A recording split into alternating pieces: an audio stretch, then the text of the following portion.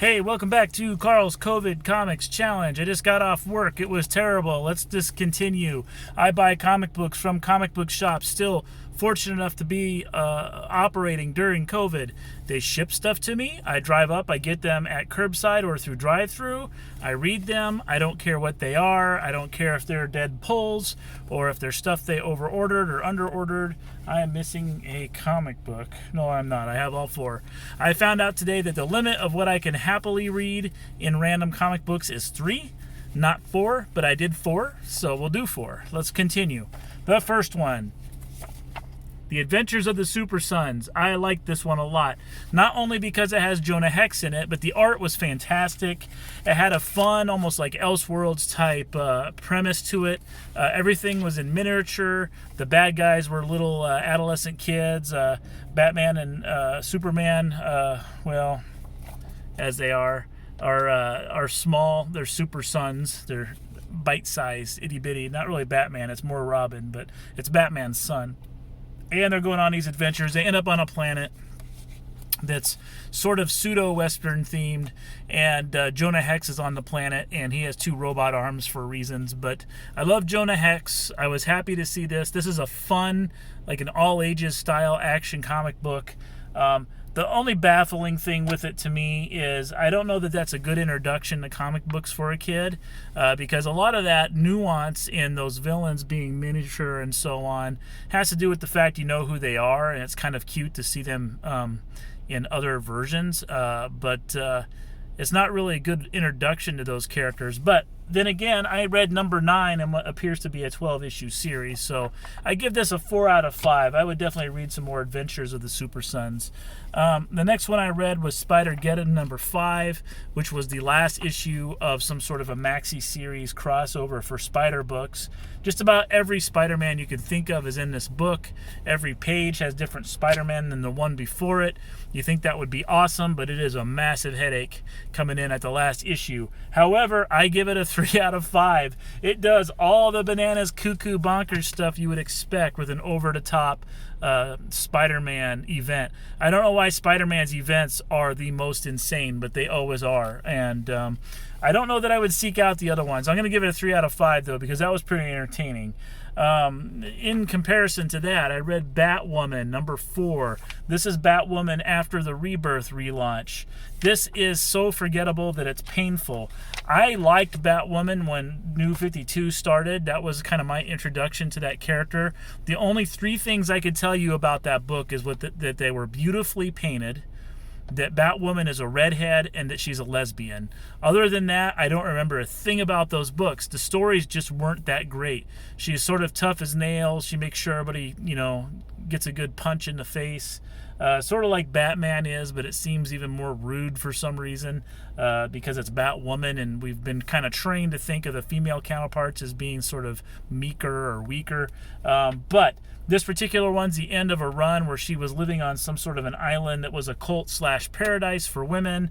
There was some sort of romantic entanglements that jeopardized things. There was kind of this epic battle between her and who would have been the final boss of this kind of cult terrorist organization or whatever it was, and it was a really crappy fight. They were supposed to be fighting in the pitch dark, but you had no idea that's what was happening. There was a couple of set pieces that I could not attach to frames before it. It was an awful comic book. I give that Batwoman comic a 2 out of 5. I don't see, if I read that, I would be so sour at ever trying that character again. Last one I read, Amazing Spider-Man number 793. If you believe Marvel's propaganda machine that's the proper number. This is in the middle of an event called Venom Incorporated, in which a bunch of thugs have somehow got a hold of the Venom symbiote and are using just enough of it to kind of power a mask, like a cowl that looks like Venom, and they have some heightened powers. They actually got it on Spider-Man and had him under their control, under their thrall for a while. There's a lot of crazy stuff going on in here. Flash Thompson is the anti-Venom. He has a white symbiote with black markings, and if he touches a symbiote, he can cure symbiotism. There's a girl that I forget forget her name at this time, but she has like hellstorm powers, hellfire powers, and she apparently had a symbiote at one time. The True Venom is here. He's on the good guy's side with Black Cat, sort of. Both of them working independent, but trying to save Spider-Man because they need Spider-Man to help the city get rid of these symbiote crooks. And in the very last scene, there's like this Godfather-style gangster meeting of the 5 families or whatever, and somehow they spike the drink with the symbiote, and they all become symbiote monsters under the control of this gang. So it sets up a fun thing that's going to happen. There was cool fights, there was really stupid banter, lots of action, good art. I give that a 3 out of 5. That is an Amazing Spider-Man issue. And you know that if you see Amazing Spider-Man, if you pick it up, you're going to be entertained. I have no hard feelings towards that, even though I had no idea what was going on. It did just enough to set up the premise that it wasn't hard to catch up. And, it wasn't a bad day. It wasn't a bad day for 4 comics. It was just one comic too many. I'm leaning off screen as I'm trying to get these here. I want you to see this if you can. Apparently there's a theme in Spider-Man. See him grabbing J. Jonah there, and then look at him grabbing whoever that is. Yeah? It's kind of a weird coincidence. But anyway, thanks. I'm going to get out of here before security kicks me out. This has been Carl's COVID Challenge number 10. I'll be back with some more. Just a side note, support your local comic book stores and your local businesses. If you can, have them sell you comic books they have on the shelf already, whether they be trade paperbacks or back issues. Preferably back issues, because that's the biggest slow leak of money for any of these shops, and especially if they've been ordered and not picked up, or if they've been over-ordered because there's an event or a number 1 or a first appearance or something of that nature that they stock up and it doesn't sell. And worse yet, if number 1 sells well and 2 sells okay, and then there's that huge drop-off after that, they may be stuck holding the bag. So have them hook you up with just a grab bag of random stuff. They'll be more than happy to do it. Some places are offering discounts just to move merchandise and get some cash in hand. It may make the difference in this place being here when all this COVID stuff ends, or not being here.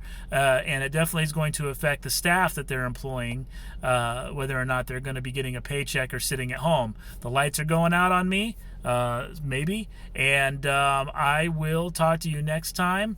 If you don't have a local comic book store, I lost my train of thought. If you don't have a local comic book store, I have 2, and I will be happy to loan you one of them. Escape Pod Comics, Legend Comics and Coffee. Both of them are offering shipping. Legend Comics and Coffee in Omaha has a drive-through. You call ahead. They'll have it stuff ready for you. You can order a coffee at the same time. Escape Pod Comics, he's changed his hours. Obviously, the store is closed, being in New York as it is, but he is doing his best to accommodate curbside a couple times a week, and he is basically a full-on mail-order store at this point, but lucky for him, he has an incredible selection to draw from, and like some sort of heavenly gift at matching people up with books they'll love. So I would definitely look out either Escape Pod Comics or Legend Comics and Coffee. Until next time, stay healthy. I love you guys. Keep reading comic books. Keep supporting your comic book stores. Hang in there. This can't take too much longer, can it? See ya.